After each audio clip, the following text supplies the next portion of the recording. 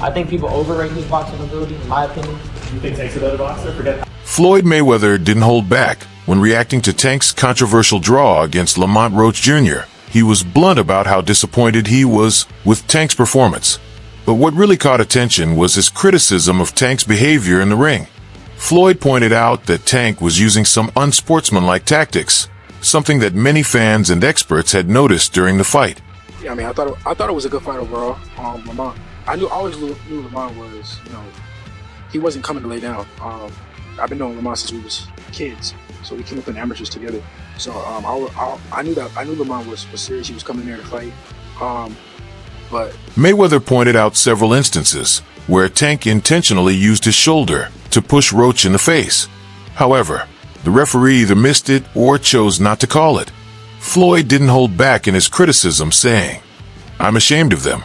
Tank was playing dirty, bumping Roach with his shoulder. Either the ref didn't see it, or he decided not to see it." This sparked plenty of discussions, especially since Tank is known for his aggressive fighting style. Many people felt he was getting frustrated in the fight with Roach and resorted to these tactics to try and gain the upper hand. What through your mind when you heard the decision? Nobody like a draw, from a guy that get knockouts and things like that, but it's cool. I feel like if we fight... Mayweather didn't stop at criticizing Tank's rough tactics. He also pointed out something even more troubling: the words spoken inside the ring. According to Roach, Davis said, "They ain't going to give it to you." For Floyd, this was a major warning sign. He believed it showed that Tank himself felt he was losing. Floyd explained, "When a fighter is clearly losing and says something like that, you know something's wrong." This sparked even more debate, with fans wondering if Davis really deserved the draw, or if the judges had protected him from an even bigger loss. What do you make of his comments? Boxing has become this thing where, you have to be undefeated for people to care about you, and that's all going to go. My son just went to that show this weekend. He said the live event was terrible. Disorganized. Disorganized, and we're going to clean that up. We're going to make the live events great again. Mayweather also touched on an important part of the fight that some people were overlooking: the styles of the fighters. He made it clear that while Tank is an extremely skilled boxer, Roach's style was a real challenge for him. Floyd explained, "Boxing is all about styles. Tank can make it look easy against someone like Garcia, but Roach's style gave him real problems." He went on to give Roach credit, say, "Props to the kid. I hope they give him the win he deserves." This statement was a strong one for Mayweather, as it suggested he didn't believe Tank truly won the fight. While he didn't outright say the decision was unfair, he definitely made it clear that Roach had a strong case for winning. I mean, the only reason they gave you the fight was because you would make more money as a champion, but there's no way it's a draw, and they didn't call it a knockdown. If they called a knockdown, you lost that unanimously. Another key takeaway from Mayweather's reaction was his subtle criticism of Tank's corner. While Floyd didn't directly say that Davis struggled because of Calvin Ford's absence, it was clear from his comments that he was pointing to bigger issues with Tank's team. Floyd emphasized, "What makes a fighter isn't just skill, it's the team around him." This was clearly a shot at how Tank has been managing his career lately. Everyone knows Davis recently split from Leonard Ellerbe, and for the first time, he fought without Calvin Ford in his corner. Whether people want to admit it or not, those changes were affecting him. The timing of it all made the situation even more dramatic. Just weeks before the fight, Tank was seen as a serious contender for Shakur Stevenson. Now, after this performance, fans are already questioning whether Tank can even compete at that level. Floyd's comments didn't do him any favors. When the biggest name in boxing history publicly says you struggled against an opponent you were supposed to dominate, it shifts the entire narrative. The fact that Mayweather even went so far as to say Roach deserved the win shows that he saw something in that fight that made him question everything about Tank's performance. We'll never see that fight happen again. It just will not happen. Gervonta Tank Davis doesn't like hard fights. It's that simple. We've seen it over and over. He fought a Ryan Garcia drained. He fought a very inexperienced Rolly Romero. He will not fight Devin Haney. He will not fight Shakur. He will not fight Pitbull Cruz again. He will not fight Lamont Roach again. He will not fight. Floyd Mayweather has always been a businessman when it comes to boxing. So for him to not defend Tank Davis and instead praise Roach is a big deal. This is the same Mayweather who once called Tank the future of boxing, but now it seems like he's looking at him in a different light. It almost felt like Mayweather was saying, "I told you so." Floyd has always stressed the importance of discipline, having the right team, and being properly prepared. Now, it looks like Tank is facing the consequences of not following that advice.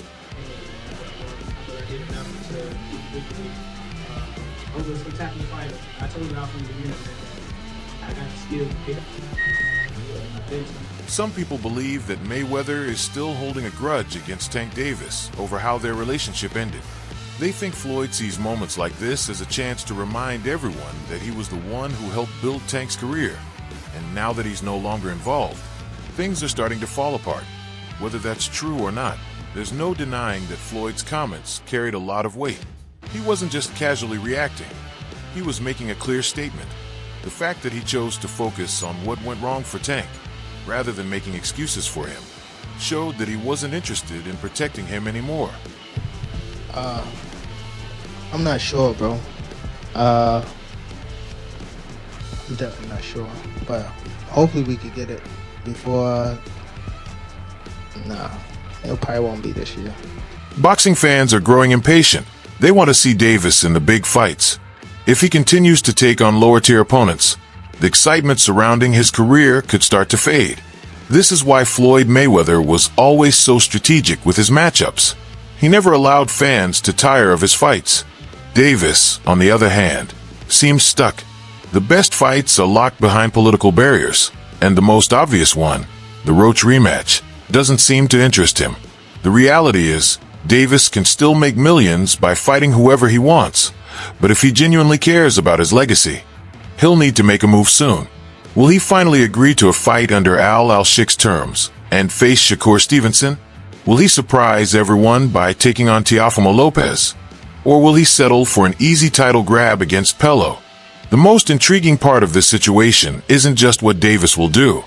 It's how the fans will react. If he continues to avoid the toughest challenges, will people start questioning whether he's really the best at 135 and 140?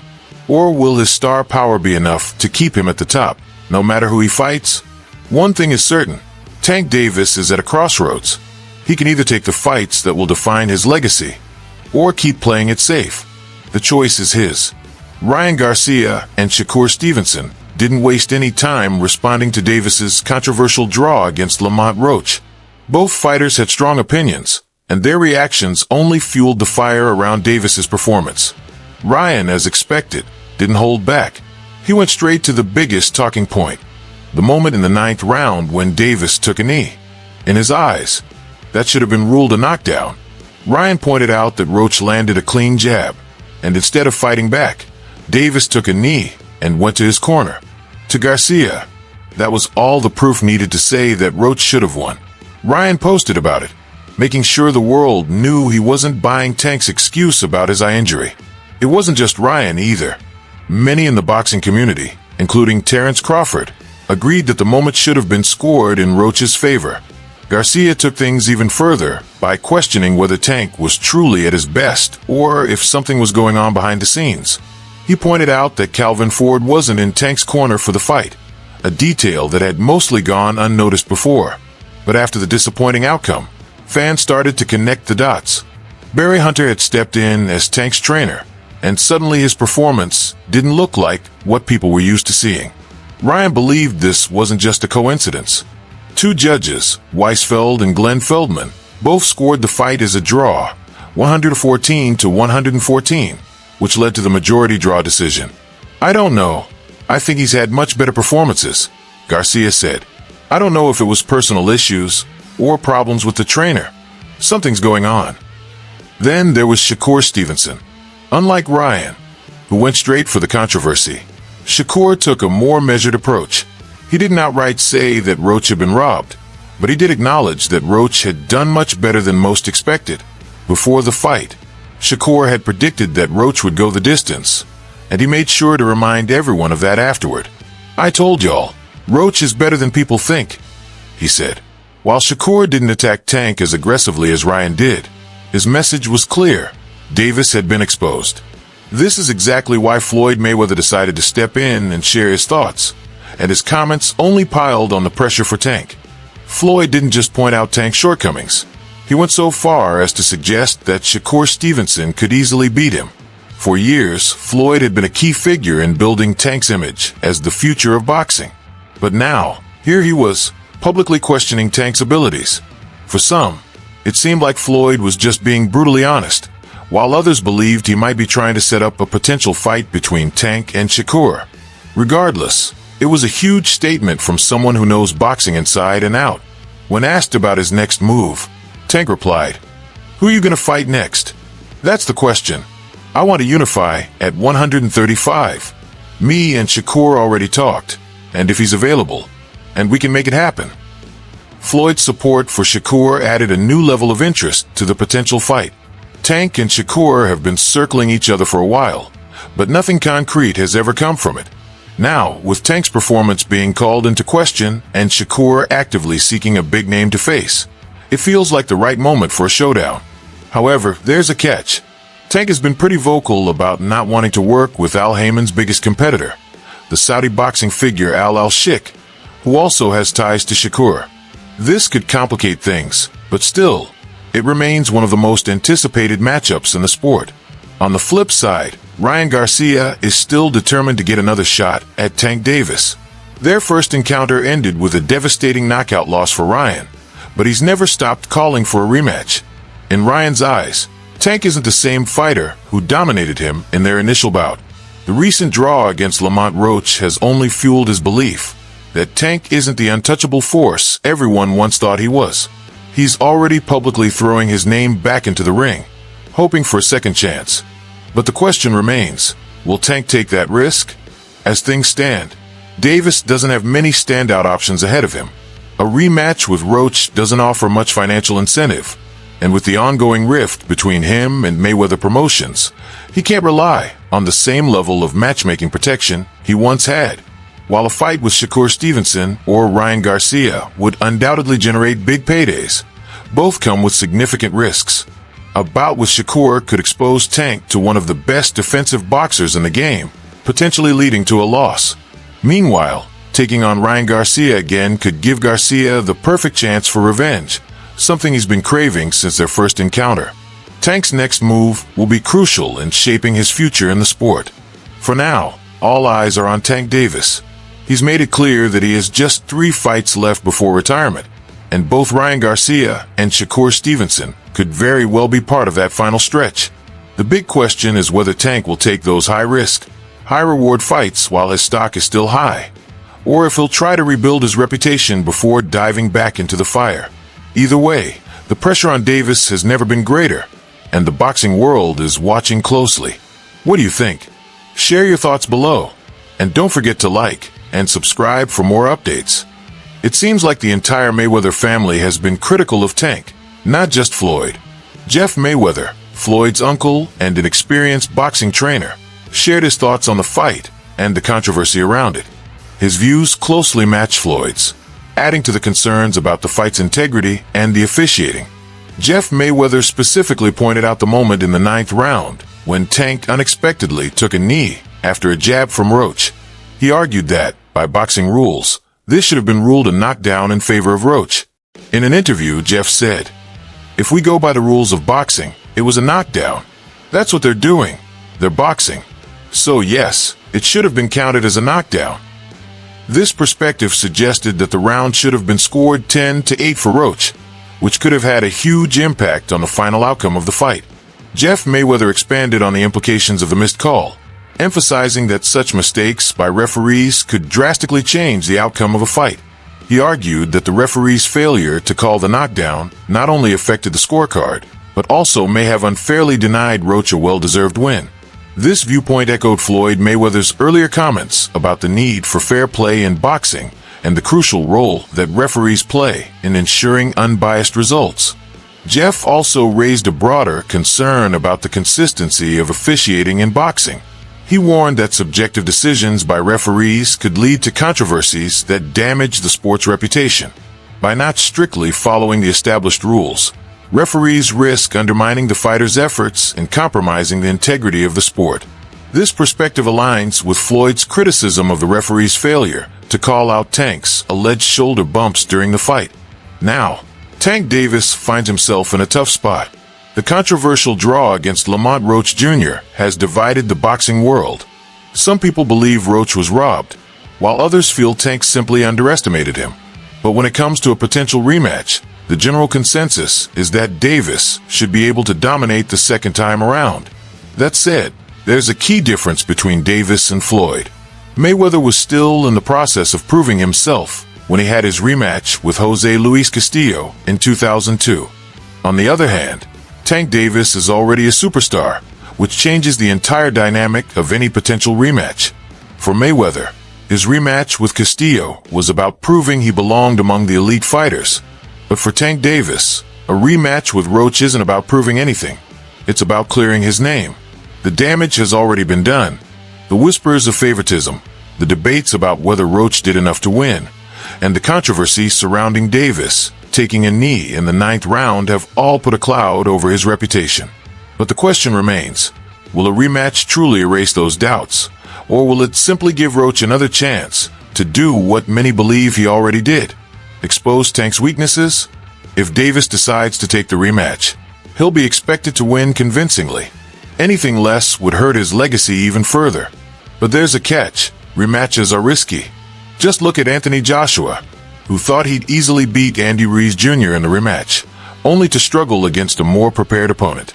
If Davis takes Roach lightly again, or if Roach enters the fight with even more confidence, an upset is very possible. Then there's the financial side. Unlike Floyd, who had everything to gain from a rematch with Castillo, Davis wouldn't be getting much out of it. Roach isn't a big name, and the fight wouldn't be a huge pay-per-view event. The only real benefit would be silencing his critics. But is that worth the risk? This is where Floyd Mayweather's past decisions offer an interesting comparison. Floyd was known for his business sense. He never took a fight unless it made sense financially. Would he have given Castillo a rematch if it didn't help his career? Probably not. Now Davis, often compared to Mayweather, faces a similar decision. If there's no big payday in it, why take the risk? If Davis decides against the rematch, the next logical step would be a super fight. And there's no bigger fight for him than Shakur Stevenson. A matchup between an offensive powerhouse like Davis and one of the best defensive boxers in the game would create massive buzz. But there's a problem: politics. Stevenson is now aligned with Eddie Hearn and, more importantly, with Turki Al-Sheikh, the powerhouse behind boxing's biggest fights in Saudi Arabia. Davis has been clear that he's not eager to work with Al-Sheikh. He's been outspoken about fighters flocking to the Saudi money, questioning whether they're in it for the love of the sport or just chasing big paydays. This stance has made negotiations nearly impossible, and with Stevenson firmly in Al-Sheikh's camp, this fight seems more unlikely than ever. The irony is that if Davis wants the biggest fights, he may have no choice but to play along with the Saudi billionaire, Al-Sheikh, who is currently controlling boxing's biggest events. If Davis keeps refusing to work with him, he risks missing out on the biggest paydays. If Stevenson is off the table, who else is there? Teofimo Lopez Jr. could be a potential opponent, but he's already tied up with a major fight card at Madison Square Garden, and his complicated relationship with the boxing world makes negotiations difficult. Then there's Vasyl Lomachenko. A few years ago, that would have been a blockbuster fight, but Lomachenko is now 37 and seriously considering retirement. Would he even be motivated to face Davis at this stage in his career? As for Tank's thoughts on Lomachenko's retirement, he commented, "He's retiring? I don't think he's retiring, though. He's not done yet. There's still some big fights out there." Tank knows Lomachenko still has something left, and he probably wouldn't retire quietly. However, a fight with Lomachenko, while appealing to hardcore fans, wouldn't generate the same level of hype that Tank is used to. Then there's WBC junior welterweight champion Alberto Pello. He recently won a world title, and Davis could target him for another belt. But let's be honest, does anyone really care about Tank fighting Pello? Probably not. This is the real issue Davis is facing. If he doesn't take the rematch with Roach and refuses to work with Al-Sheikh, he's running out of high-profile opponents. Despite all of this, Davis isn't in any real danger of becoming irrelevant. His name alone is enough to sell out arenas. The Capital One Arena had 19,250 fans in attendance for his fight against Roach, and even in a controversial fight, he remains a major attraction. But here's the catch: it won't last forever.